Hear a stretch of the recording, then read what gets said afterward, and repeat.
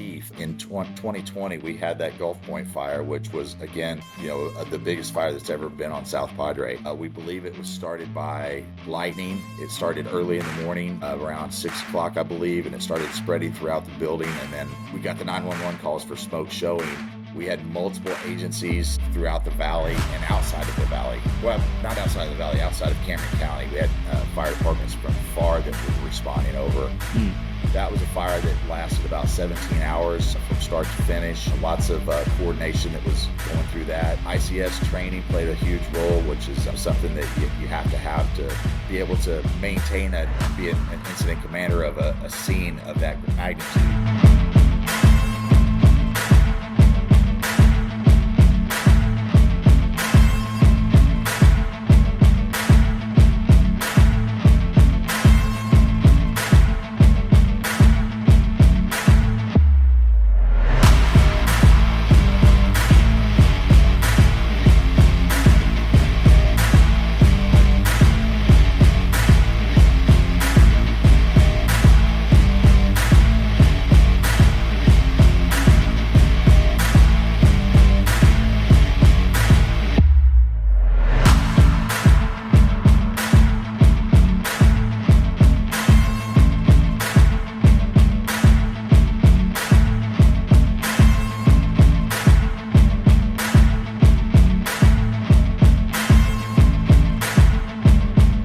Everyone, welcome back to another video here at Middle School Career Readiness. Today is going to be for the Behind the Scenes of Public Safety podcast.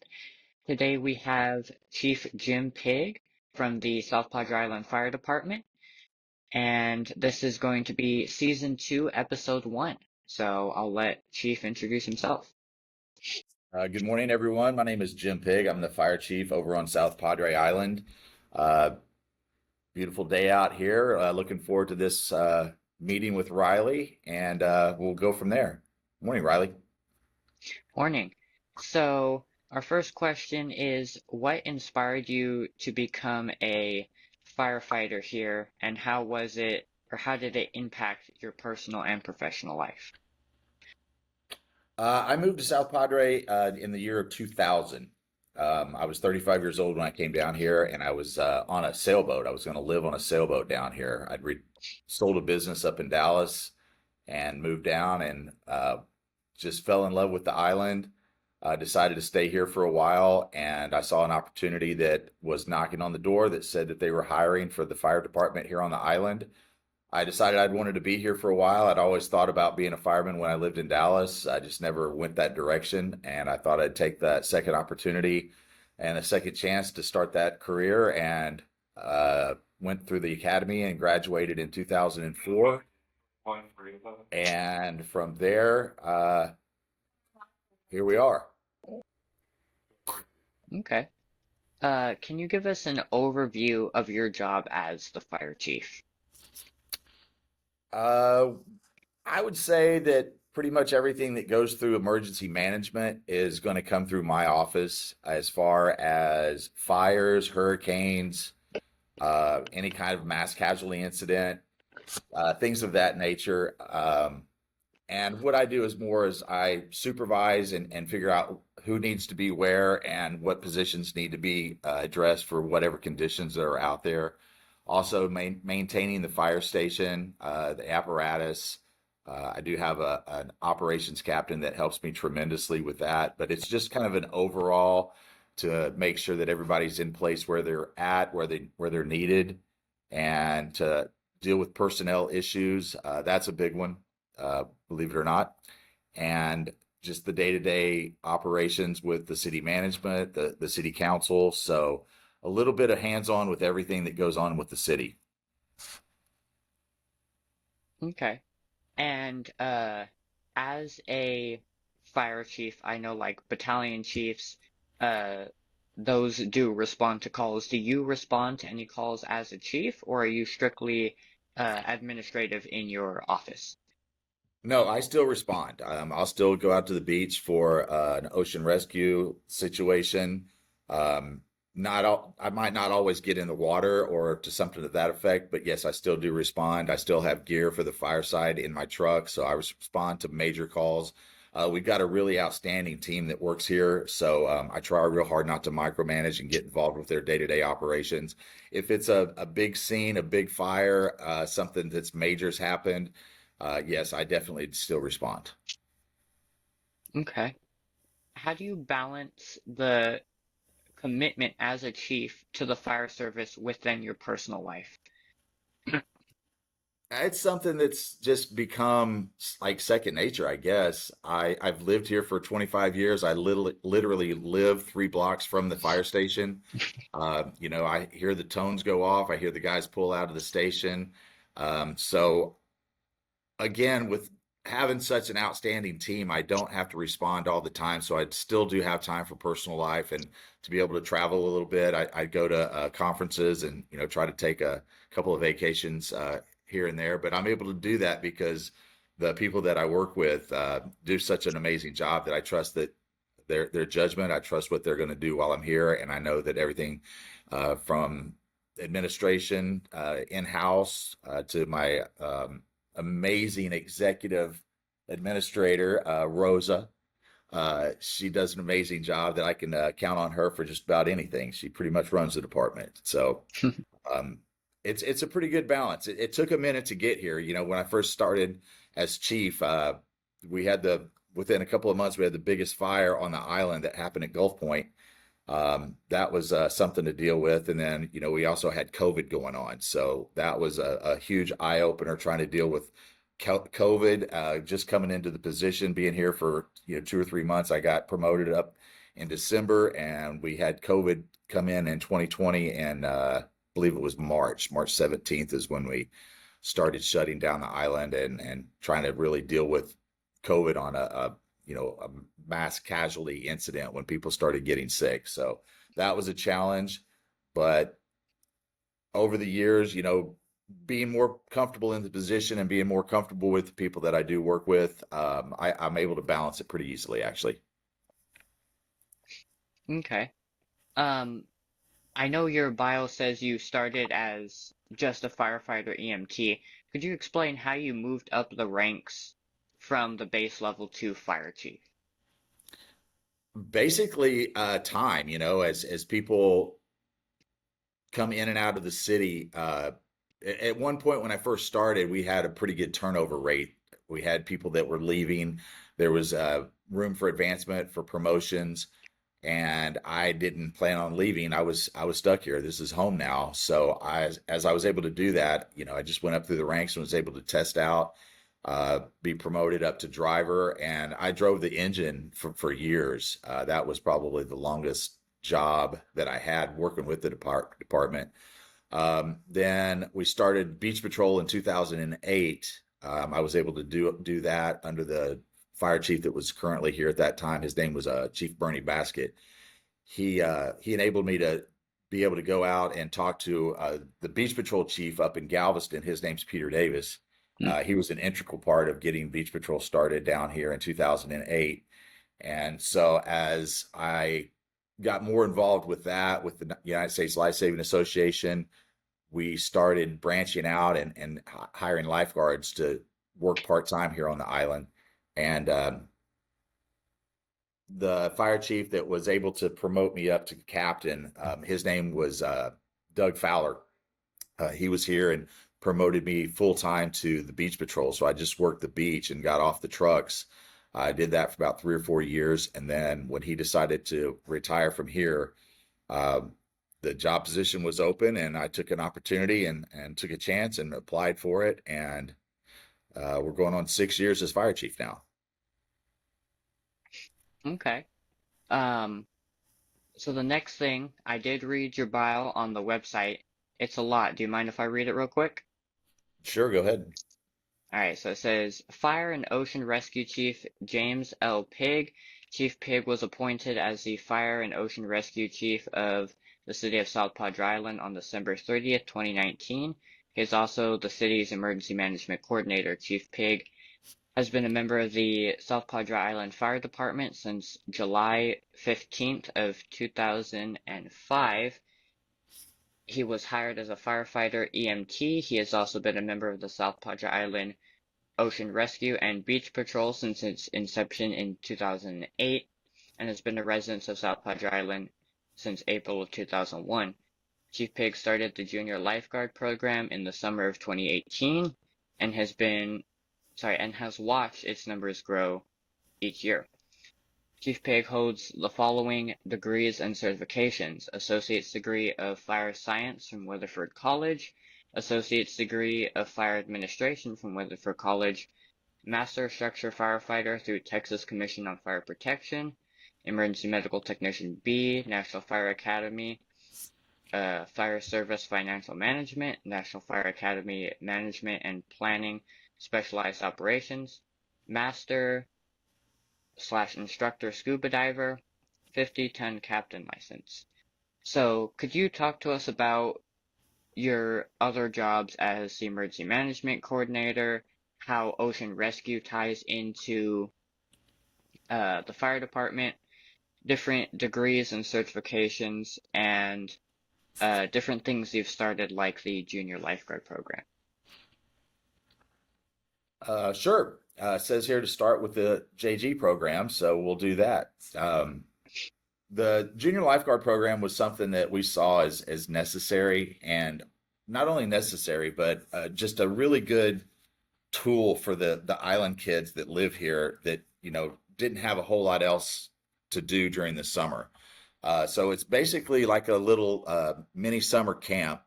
The junior guards, we put this together. We got some instructors, and also, again, pretty much mirrored what Galveston and Island Beach Patrol is doing with their program up there. They do an amazing job with a lot of what they do. But with that being said, we started the JG program. The kids have to do a swim test, and they have to be able to tread water. And once they do that, then the parents come in, meet the instructors, sign some waivers, get their uniforms, and then they're able to spend about 2 to 3 weeks with the lifeguards and the firefighters here at the station. So it's a pretty active time. We usually do it in June. We started off with like 2 or 3 kids, I believe, and now we're up to 20 or 25. Lieutenant Casillas is an integral part of what we're doing with this now. He pretty much runs the whole program. I just kind of oversee it, but he's been with me for 10 years now. So he's got a definite grasp on what he's doing with the JG program and with Ocean Rescue. So again, he manages that operation day to day, manages the budget, takes care of it, and does an extremely good job with it. But why we started the program, again, was it to give the kids on the island an opportunity to be around, positive people in their lives, a drug-free atmosphere, something to really look forward to during the summer where they can come back multiple times over and over. And we have the kids from age 10 up to 15 or 16. But if they've been with us for a while and, we know the kids, then we can actually put them in the towers and make them lifeguards at the age of 16. So now it not only gives them a chance to do something for the summer, to have a camp, to be around, positive influence, it also gives them an opportunity to become lifeguards and have a seasonal part-time job to where they're actually ocean rescue lifeguards that, sit in the towers out on the beach, ride in the trucks. And then from there, which it's happened, it's worked. We've seen we've seen the proof of what we've tried to accomplish. They go from being a junior guard to a lifeguard, then we can get them into becoming an EMT. Once they become EMTs, then we can try to get them through fire academy. We can try to get them through paramedic. And we have actual JGs that are working through the fire department now as lifeguards. We've got individuals that are gone on to work for the Coast Guard, that are nurses in medical school. We have people and individuals that started off with us at a very young age that are actually firefighter paramedics now working for us full time. So it gives them an opportunity to have an actual career on the island to where, they've got benefits, they've got a great place to work. They're dealing with really good resources. And again, they're just really positive individuals that have just came on to become superstars and, actually protect the residents and the visitors that come to this island. So the junior guard program, the lifeguard program is something I'm extremely proud of. moving on from there, as far as emergency management, uh, shoot, we've got all kinds of stuff that happens on the island. We have freezes that breaks water pipes, and we don't have water on the island. We have straight line winds that knock down about, I believe, around 32 power poles and close down, Padre Boulevard for a, about a week trying to get those power poles cleaned back up. We've had incidents on the bridge. We've had helicopter crashes that have happened that you've got to manage. Hurricanes, I mentioned straight line winds, but all kinds of things that go on as far as the emergency management. And not only is the emergency management part of it on the island, I mean, we rely heavily on Cameron County. Tom Hutchins, he's the Hmm. emergency management coordinator of Cameron County. Great guy, very easy to work with. Cameron County and South Padre work very well together. Again, it's something that we're all really proud of, is that we do have meetings monthly. We get together with all the chiefs of the volunteer departments all the way up to the, professional departments that are, full-time career departments.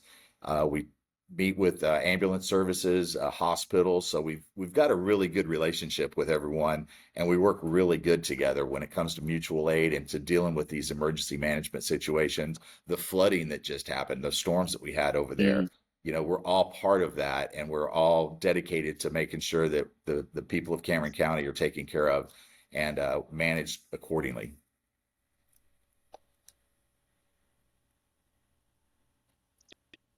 What training or what specific training initiatives have you implemented to ensure that South Padre Island firefighters maintain their capabilities to respond to all the emergencies across South Padre Island? We provide a lot of training to our medics here on the island, more so than a lot of departments do. We send our guys to EMS conferences, any training that they need for advanced life support, stroke, cardiac uh, situations. So constantly trying to stay up with the training and what's going on with protocol, dealing with our medical director. So we've got a great staff. Again, I keep going back to how good this team is. It just is. It's just a great place to work, and they're able to go out and get the training that they need. Be able to travel and go outside of the island and go up to Dallas or Fort Worth or wherever they might be hosting these training seminars. The EMS conference was there. They just did a cadaver or part of it, the EMS, and the guys came back and was talking about, how great that training was, and to see things that they haven't seen that's, on the cutting edge, dealing with stuff with AI. Um, so yeah, everything's always evolving, and these guys are all very eager to, stay on top of it and to make sure that, again, the best care is given to the residents and the visitors that come here to South Padre. Okay. How does the department assess and address skill gaps among personnel? Like your older firefighters may not be as good with technology as the younger firefighters. Um, and also, how does the department work with evolving firefighting technologies as well as techniques? Again, it goes back to what I was stating with the paramedics, which the paramedics are firefighters as well. So, they rotate off of the ambulance into the engines and into the ladder trucks. So everybody's training at the same level. Dealing with the gaps, I don't really think there's much of an issue because our turnover rate now is very strong. I mean, we have very little turnover that happens on the island at this point with our department. Again, something we're all very proud of to work with. So all these guys have known each other for years. They hang out together off duty. They go to parties together as far as like Christmas parties and Thanksgiving, things of that nature.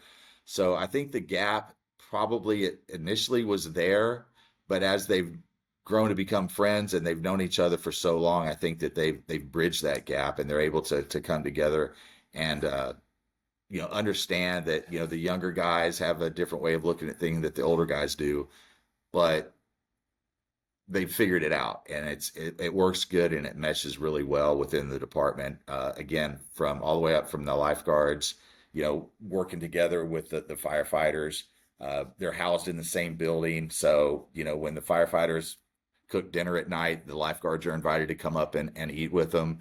So it's just become a really good blend of everybody that comes here, people that live on the island, that all the way to the people that live over, towards McAllen area.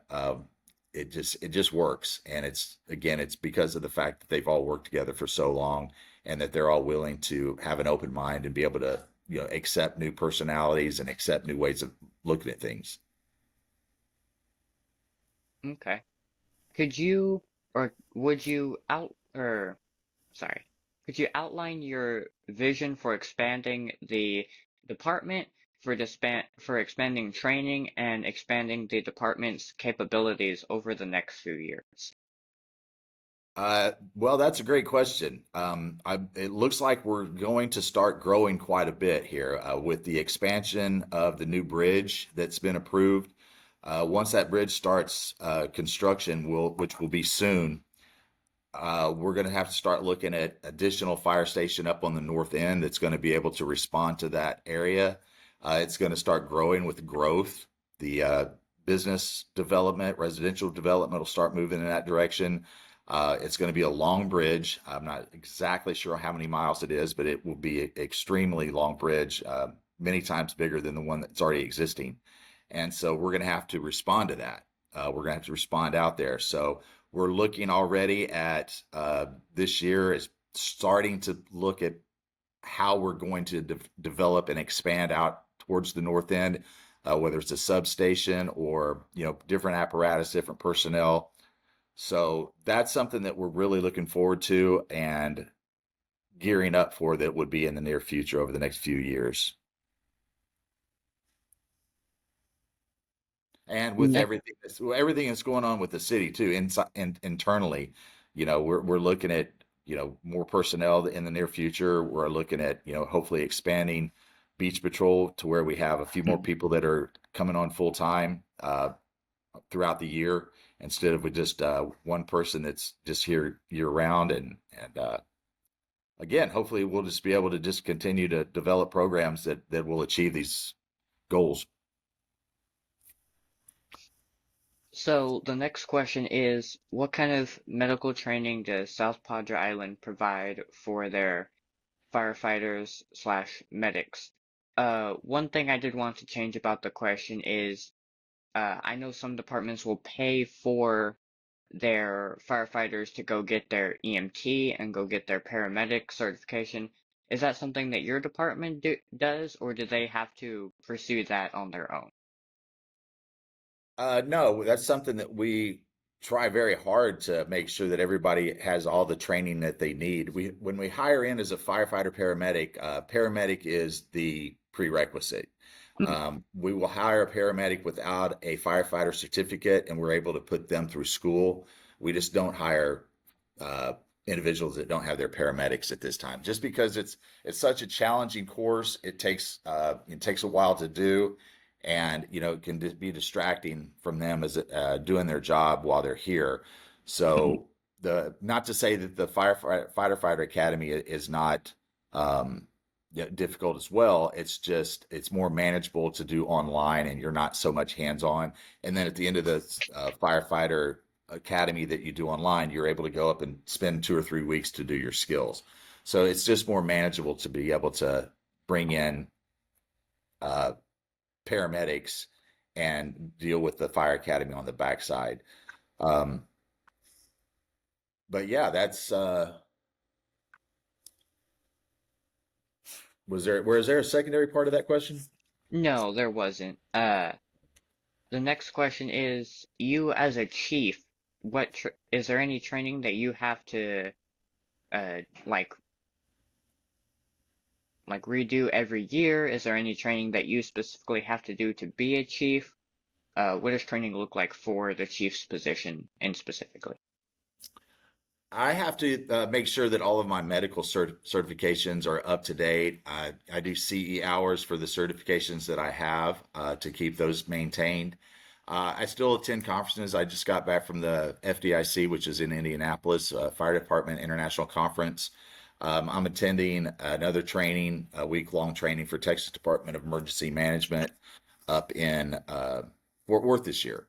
So yes, I still try to be involved with training. I attend the National Fire Academy. That's something that's held in Emmitsburg, Maryland. Uh, Able to go up there and be a part of that and see the history and what's evolved from the fire department. So yes, I still do go out and do as much training as possible. Okay. Can you describe your most challenging emergency call and how your training and your experience prepared you to handle That's a tough one. Um, like I said, when I first hired on as chief in 2020, we had that Gulf Point fire, which was again, the biggest fire that's ever been on South Padre. We believe it was started by lightning. It started early in the morning, around 6 o'clock, I believe, and it started spreading throughout the building. And then we got the 911 calls for smoke showing. We had multiple agencies throughout the valley and outside of the valley, well, not outside of the valley, outside of Cameron County. We had fire departments from far that were responding over. it?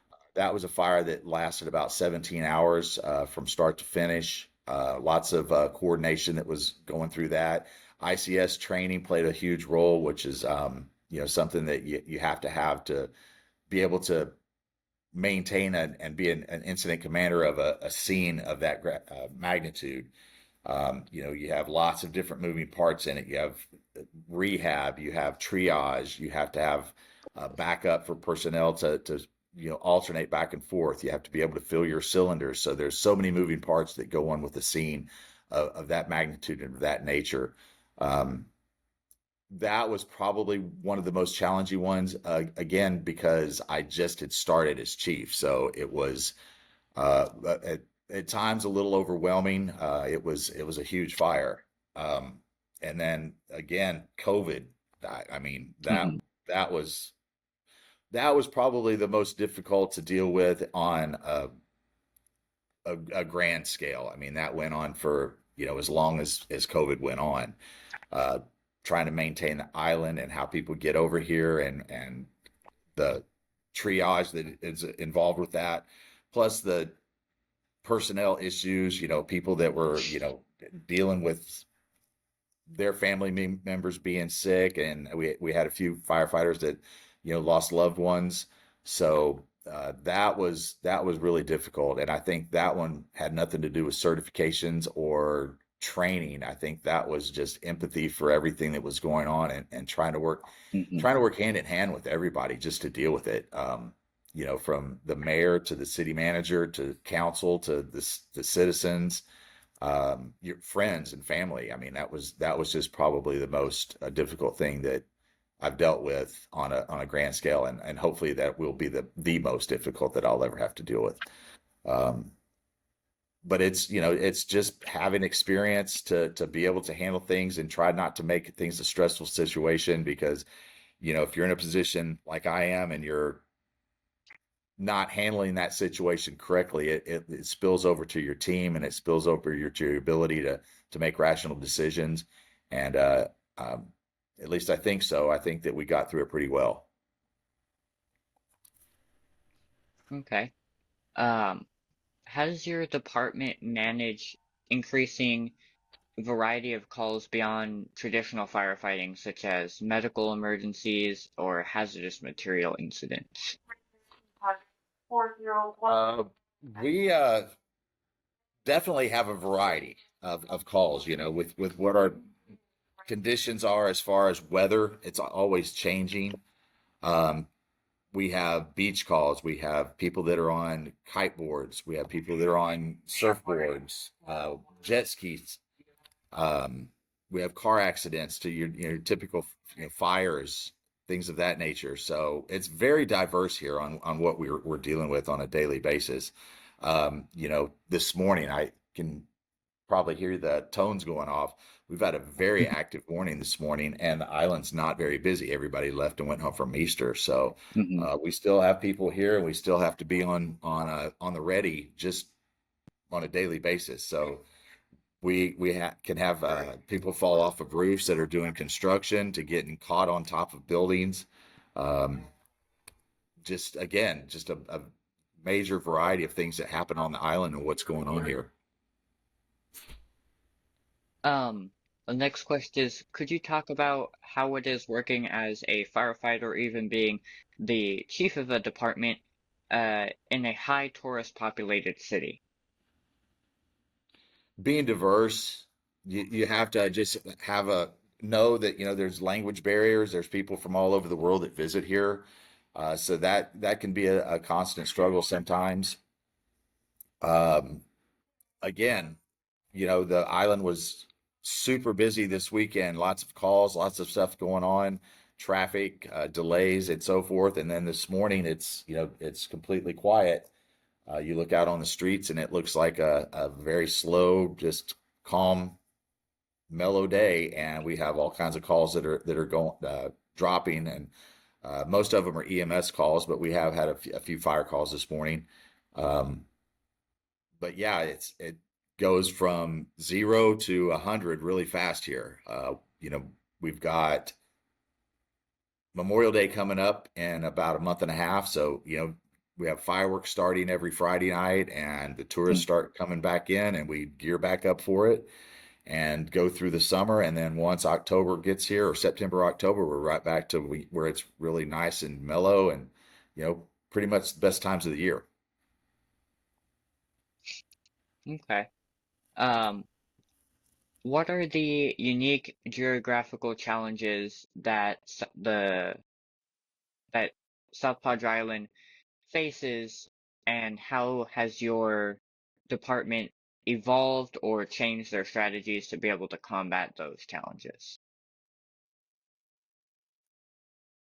Uh, well, we're isolated. So the geographical challenges is that Mm, the only way on this island's by boat or one bridge. So if that bridge has a car accident on it and there's traffic backed up, we've seen it backed up where it was at a standstill here for about 5 hours. We had a fatality on the bridge where a young individual had a motorcycle accident, and it was a fatality incident, and we were gridlocked on the island for 5 hours. Traffic did not move. People couldn't get off or on. So that's a major geographical challenge there. Also, we have sand, we have wind, we have the ocean that comes up. If we have a major storm that comes through, it doesn't even have to hit us, but we have tidal surge or storm surge that comes in and can push water all the way up into the dunes to where we have to close the beaches down. So we are at the ready for just about anything that can happen as far as the geographical challenges that take place. And then another thing would be that we're 45 minutes from a hospital. So yeah. that's a major thing that we have to deal with, the transport times. How do weather conditions, particularly as you mentioned, the high winds, the flooding, the waves from the ocean, how does that impact your department's ability to manage uh, the variety of emergency calls that they get on the island? The extreme temperatures is just that doesn't really affect fire operations to a great extent, other than the fact that it's less time to be actively fighting a fire, if that's what you're referring to as fire operations go, just because of the heat and the fatigue, dehydration, and so forth. Uh, Weather conditions with the high winds, if we've got a storm coming in, the bridge gets shut down. There's no one on or off the island if we sustain 45-mile-an-hour winds.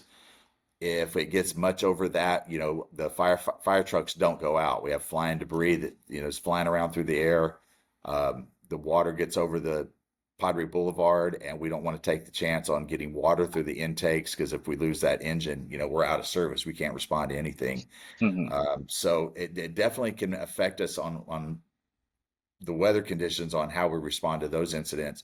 The wind, the waves, actually, and the flooding. I've seen it a few times to where we've had water come all the way across the island from storm surge. At that point, you definitely don't want to be out with those trucks running around because now you're dealing with salt water. So you have to think about all of those things when you are responding. And then again, you don't want to get out there and get stuck and get water in the air intake and through the exhaust and put a truck out of service to when we are able to respond. Now we can't. So there's challenges that have to be made. That the captains on duty will a lot of times make those decisions, and so far, we've done pretty good with being able to mitigate those uh, conditions and figure out how we need to respond to where again we can provide the best service that we can.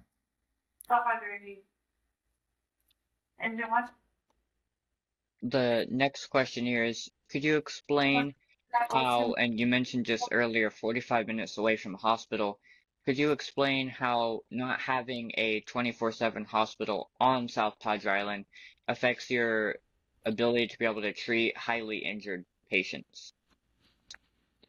Um, it definitely has an effect. Most cities have hospitals, that are relatively close and that transport times are, 5 to 10 minutes, where ours are sometimes 20 to 30 to 40 minutes, depending on traffic and how easily it is to get back across the bridge.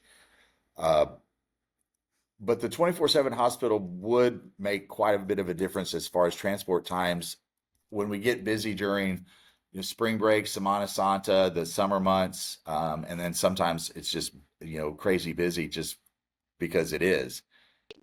We are not able to get an ambulance to the hospital and back in maybe about 3 hours. So our service would be a lot better if we were able to do that. But we also have mutual aid that we were able to count on. Port Isabel, Laguna Vista, for a fire. Los Fresnos helps us out quite a bit. So that's uh that's how we kind of deal with that, not having the hospitals right here. And then it also, it's a lot more wear and tear on the ambulances because they have a lot further to go to get there and back. Okay. And you talked about the bridge connecting South Padre Island to the mainland. If an accident or emergency call happens on the bridge, who responds to it? Is that your department or is that, I believe it's South Pod, or not South Padre, sorry, Port Isabel that's on the mainland? So when we get a call for an emergency or a crash or somebody on the bridge, we've had people that have jumped off the bridge trying to commit suicide, people that have been running from the police and tried to jump off the bridge. If it is a eastbound call, if traffic is flowing eastbound, Port Isabel takes that call. If it's westbound, we take it. If it's major, we'll both respond over to it. And then as far as if it's a major accident, the state troopers will respond to that as well, because it is a state highway. Okay. So the next set of questions, um, it says questions from the public. So I took these from like Reddit, different polls and stuff, questions people want to ask to firefighters or fire chiefs or fire departments in general. The first question is, what is your department's current response time, and are how often are you meeting the targets for both fire and medical emergencies? Uh, Great question, Riley. It fluctuates. We try to be out the door. We have a shoot time, and we actually just talked about our morning meeting this morning. How are our shoot times? How are we getting out of here? How quickly are we responding to these emergencies? We try to be out the door and on scene in about 4 to 5 minutes, whether that's EMS or fire. Again, it depends on where we're at on the island or what we're already engaged in, if we have other calls that are pending. And then it also has an effect on traffic. If it's a Saturday afternoon in July at 7 o'clock at night, the island's gridlocked. There's all kinds of personnel. They're leaving from the north end, from Isla Blanca. They're all leaving the island at the same time. The bridge gets backed up, and it can take 2 hours to get off the island. So it's also hard to split traffic. That bridge isn't real wide. So if you're trying to get a fire truck or an ambulance off the island when it's gridlocked, stop and go traffic, that can also be play a factor on how quickly we can get to a call and get over to the hospital. But as far as the actual response time, the shoot times on getting out of the station, we like to be out of the station within a minute and be able to respond and get to the call within 3 to 4 after that. So 4 to 5 minutes is our goal. Okay. How is your department addressing the growing concerns about firefighter health and safety, particularly regarding cancer prevention and mental health support?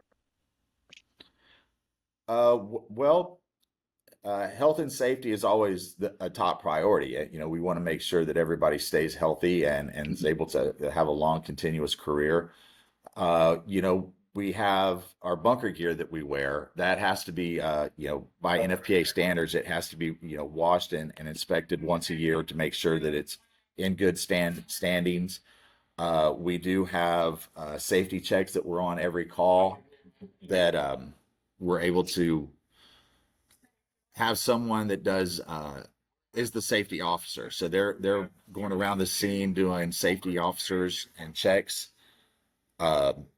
As far as the cancer prevention, there's something that we do with our FIDO accounts, that we have to go through it and take a class on cancer prevention.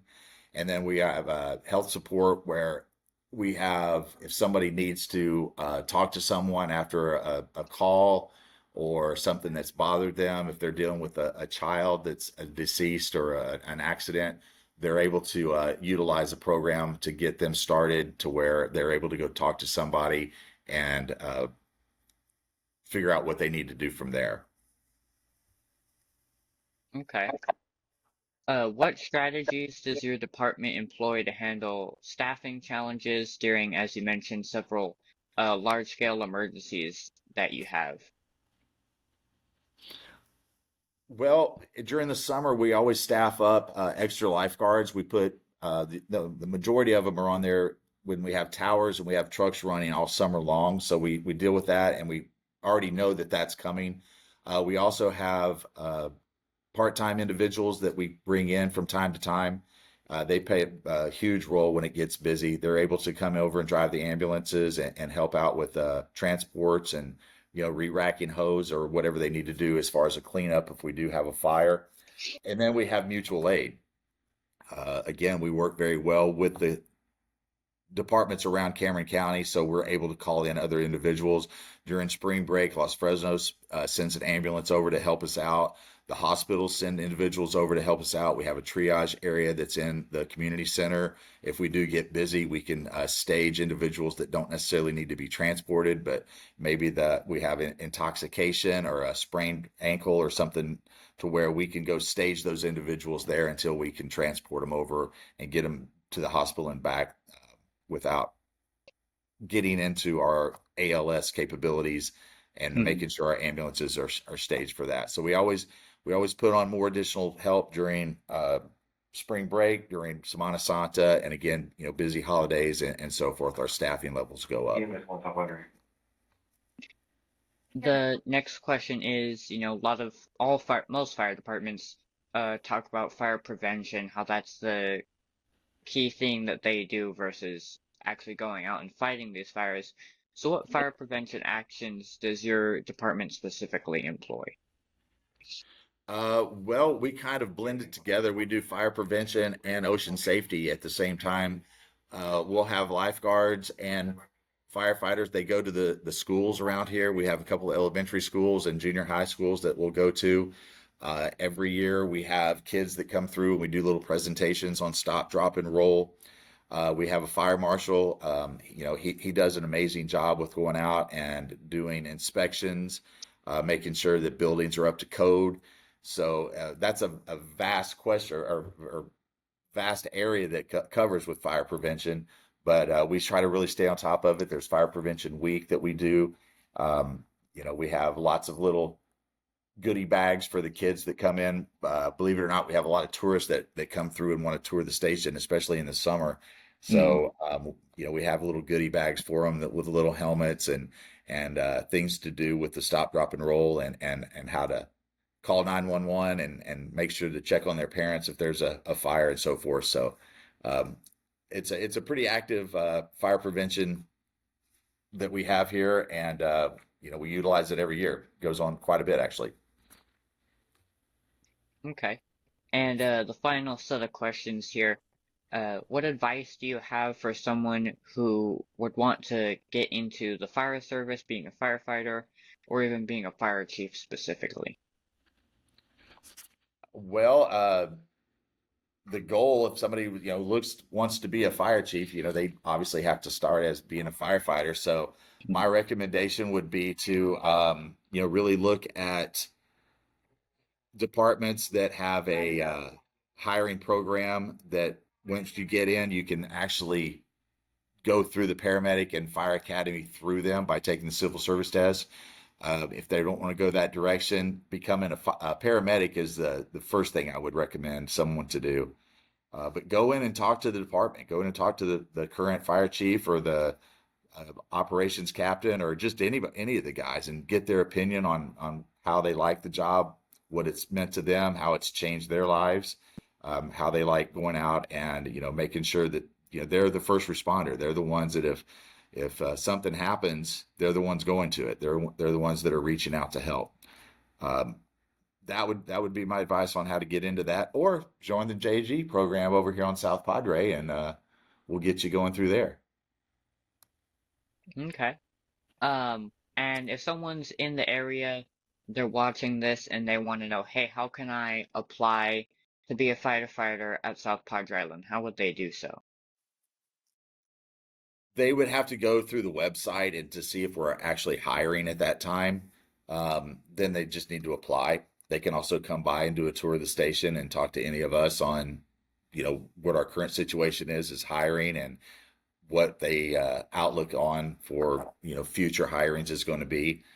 Uh, but yeah, we're always willing to help. That's what we do. And so if somebody's interested and they want to come over, they can talk to myself. They can talk to our ops captain, Emilio Hinojosa. They can talk to our Beach Patrol Lieutenant Pedro Casillas, um, or talk to me. All right. And before we end the video, do you have any questions for me?